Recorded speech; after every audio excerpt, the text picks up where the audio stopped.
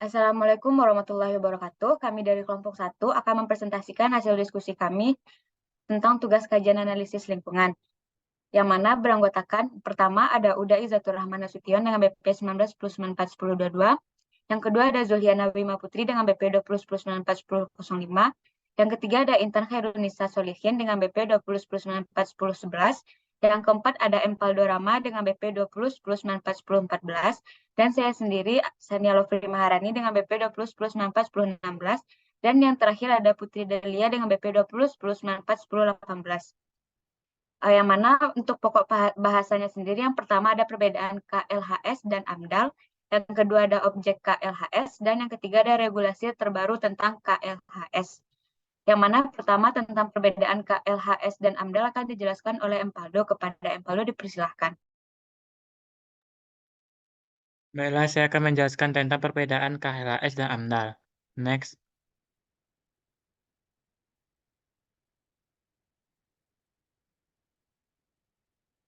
Mana berdasarkan United Nations Environment Program tahun 2002, perbedaan KLHS dan AMDAL adalah dari segi atribut alternatif, yang mana KLHS mempertimbangkan banyak alternatif pilihan, sedangkan AMDAL alternatif terbatas terhadap kegiatan proyek yang ditelaah. Untuk artikulasi deskripsi proses, yang mana KLHS prosesnya multi tahap, saling tumpang tindih komponen, alur kebijakan rencana program masih berjalan dan iteratif. Sedangkan AMDAL untuk kegiatan proyek sudah terformulasi dengan jelas dari awal hingga akhir. Selanjutnya untuk dari segi fokus, yang mana KLHS fokus pada agenda keberlanjutan bergerak pada sumber persoalan dampak lingkungan. Sedangkan AMDAL sendiri fokus pada kajian dampak negatif dan pengelolaan dampak lingkungan. Yang ketiga itu selanjutnya itu fokus analisis, yang mana KLHS fokus analisisnya pada evaluasi implikasi lingkungan dan pembangunan berkelanjutan. Sedangkan AMDAL fokus analisis ke identifikasi perakiraan dan evaluasi dampak lingkungan. Yang selanjutnya fokus pengendalian dampak, yang mana KLHS fokus pada agenda pembangunan berkelanjutan, terutama ditujukan untuk menelaah agenda keberlanjutan. Sedangkan AMDAL fokus pengendalian dampaknya ke menangani simptom kerusakan lingkungan. Untuk atribut kedalaman kajian, yang mana KLHS kedalaman kajian itu lebar, tidak terlalu dalam, dan lebih sebagai kerangka kerja. Sedangkan AMDAL untuk kedalaman kajian itu sempit, dalam, dan lebih rinci. Dari atribut keputusan, mana KLHS keputusannya itu berbasis pada prinsip pembangunan berkelanjutan, sedangkan AMDAL keputusan kelayakan rencana kegiatan atau usaha dari segi lingkungan hidup. Selanjutnya akan dilanjutkan oleh rekan saya. Terima kasih kepada Paldo. Selanjutnya saya Sania Lovri Maharani akan menjelaskan tentang objek KLHS, yang mana objek KLHS adalah segala hal mengenai kebijakan, rencana, dan program dalam suatu wilayah yang terkait dengan lingkungan hidup berkelanjutan. Dijelaskan dalam UU PPLH pasal 15 ayat 1 disebutkan bahwa pemerintah dan pemerintah daerah wajib membuat KLHS untuk memastikan bahwa prinsip pembangunan berkelanjutan telah menjadi dasar dan terintegrasi dalam pembangunan suatu wilayah dan atau kebijakan, rencana, dan atau program. Dalam pasal 15 ayat 2 UU PPLH, penyelenggaraan KLHS bersifat wajib dalam penyusunan atau evaluasi, yang mana yang A, rencana tata ruang wilayah atau RT/RW beserta rencana rincinya pada tingkat nasional, provinsi, dan kabupaten atau kota. Selanjutnya akan dilanjutkan oleh rekan saya. Terima kasih, Sania. Saya Intan Khairunisa akan melanjutkan mengenai pasal 15 ayat 2 UU PPLH tentang penyelenggaraan KLHS yang bersifat wajib dalam penyusunan atau evaluasi. Yang B, rencana pembangunan jangka panjang, rencana pembangunan jangka menengah, nasional, provinsi, dan kabupaten atau kota. Yang C, kebijakan, rencana, dan atau program yang berpotensi menimbulkan dampak dan atau risiko lingkungan.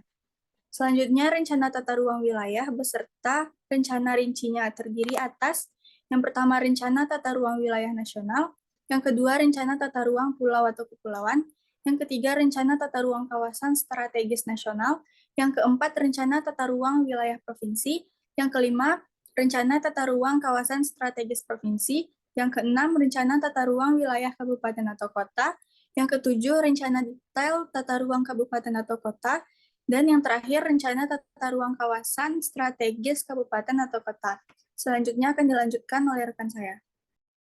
Terima kasih kepada Intan. Saya Zulhiana Wima Putri akan menjelaskan mengenai regulasi terbaru yang mengatur tentang KLHS. Regulasi yang terbaru itu yang pertama Permen LH nomor 9 tahun 2011, yang kedua PP nomor 46 tahun 2016, yang ketiga UU nomor 26 tahun 2007, dan UU nomor 11 tahun 2020, serta Permen Dalam Negeri nomor 67 tahun 2012. Untuk yang pertama, Peraturan Menteri Lingkungan Hidup Nomor 9 Tahun 2011 tentang Pedoman Umum Kajian Lingkungan Hidup Strategis. KLHS adalah upaya untuk mencari terobosan dan memastikan bahwa pada tahap awal penyusunan kebijakan, rencana dan atau program prinsip pembangunan berkelanjutan sudah dipertimbangkan. Makna strategis mengandung arti perbuatan atau aktivitas sejak awal proses pengambilan keputusan yang berakibat signifikan terhadap hasil akhir yang akan diraih. Dalam konteks KLHS, perbuatan dimaksud adalah suatu proses kajian yang dapat menjamin dipertimbangkannya hal-hal yang diprioritaskan. Dari aspek pembangunan berkelanjutan dalam proses pengambilan keputusan pada kebijakan, rencana dan atau program sejak dini. Hal itu juga sesuai dengan dalam pasal 1, yaitu Pedoman Umum Kajian Lingkungan Hidup Strategis dimaksudkan sebagai acuan dalam pelaksanaan kajian lingkungan hidup strategis bagi para pembuat kebijakan. Rencana dan atau program, baik sektoral maupun kewilayahan, akan dilanjutkan oleh rekan saya. Baiklah, saya Putri Delia akan menjelaskan tentang regulasi KLHS. Selanjutnya ada Peraturan Pemerintah Nomor 46 Tahun 2016 tentang tata cara penyelenggaraan KLHS. KLHS merupakan rangkaian analisis yang sistematis, menyeluruh dan partisipatif untuk memastikan bahwa prinsip pembangunan berkelanjutan telah menjadi dasar dan terintegrasi dalam pembangunan suatu wilayah. Pada pasal 2 ayat 2, disebutkan bahwa KLHS wajib dilaksanakan ke dalam penyusunan atau evaluasi, yang mana rencana tata ruang wilayah beserta rencana rincinya, RPJP, serta RPJM. Lalu kebijakan, rencana, program yang berpotensi menimbulkan dampak dan atau risiko lingkungan hidup. Next. Selanjutnya ada Undang-Undang Nomor 26 Tahun 2007 dan Undang-Undang Nomor 11 Tahun 2020. Pada pasal 17 Undang-Undang Cipta Kerja Nomor 11 Tahun 2020, terdapat beberapa ketentuan dalam Undang-Undang Nomor 26 Tahun 2007 tentang penataan yang diubah sebagai berikut. Yaitu pada pasal 14 ayat 1 sampai ayat 5 menyebutkan bahwa perencanaan tata ruang dilakukan untuk menghasilkan rencana umum tata ruang dan rencana rinci tata ruang. Salah satu rencana rinci tata ruang adalah rencana detail tata ruang atau RDTR kabupaten atau kota. Next. Selanjutnya, pada pasal 14 ayat 1 huruf A menegaskan bahwa pelaksanaan penyusunan rencana tata ruang sebagaimana dimaksud dalam pasal 14 dilakukan dengan memperhatikan daya dukung dan daya tampung lingkungan hidup dan kajian lingkungan hidup strategis. Selanjutnya, pada pasal 14 ayat 2 Undang-Undang Nomor 11 Tahun 2020 menjelaskan bahwa penyusunan KLHS pada ayat 1 huruf A dilakukan dalam penyusunan rencana tata ruang. Baiklah, selanjutnya akan dijelaskan oleh rekan saya.